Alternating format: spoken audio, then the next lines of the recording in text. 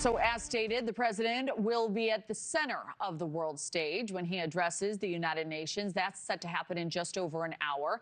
A live look at New York City, where the president is arriving at the UN building. The president's speech, part of a General Assembly that will see nearly 90 heads of state speak, looking to turn down the temperature now on several global conflicts. NewsNation's Laura Ingle is at the United Nations for us.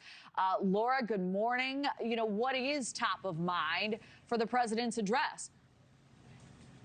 Good morning. Yes, we're going to get into that substance, but I got to tell you, security here is extremely tight. In fact, the entire press corps was just moved from where I'm standing right now for a sweep of Secret Service. So we just got done with that as we wait for President Trump's address just before 10 a.m. Eastern, as you mentioned. Now, his remarks expected to be one of the most anticipated moments of the UN General Assembly for many reasons. The White House giving a bit of a preview, saying that Trump's speech will be wide-ranging and will include details of his foreign policy achievements, including ceasefire deals and America's stance on the ongoing conflicts in Gaza, Ukraine, and Iran. Now, this will be the first time the president will speak from the UN General Assembly in the last 5 years. The last time we saw him was virtually during the pandemic in 2020 and in person in 2019. His America First approach has often clashed with this year's theme, which is Better Together, marking 80 years of the UN's work on peace, development, and human rights. The Trump administration's relationship with the UN, has really been rocky this year. Within his first months back in office, Trump pulled the U.S. out of the World Health Organization, ended participation in the UN Human Rights Council, and ordered reviews of membership in other global bodies. And he is expected to repeat his criticism that globalist institutions have significantly decayed the world order. And that is a quote coming from the White House.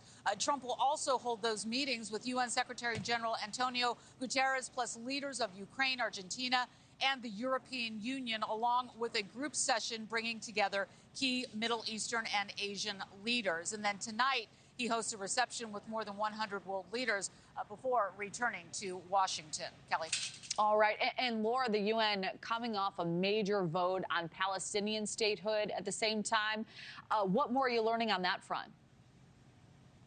Yeah, that is expected to be a very hot topic today, and we expect those remarks to get underway very shortly. As you mentioned, with this busy week at the United Nations, we're closely watching that part of what's about to happen with the growing list of countries that is recognizing Palestinian statehood. And on Monday, France formally making the move at the start of this year's high-profile session, a move that Israeli officials blasted as a reward for Hamas following the October 7th attack 2 years ago. The UN chief, who I just mentioned, also pushed back, saying that Palestinian statehood is a right, not a reward.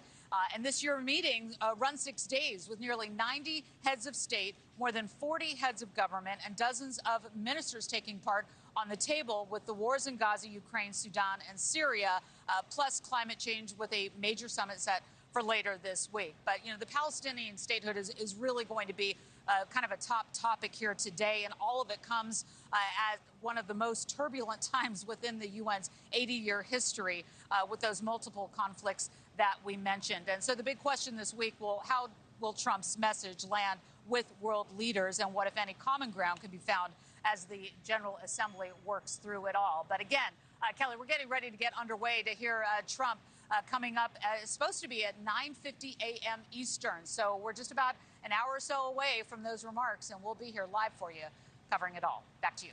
Thank you for watching. Subscribe below and download our NewsNation app right now on your phone, and you will get fact-based, unbiased news for all Americans.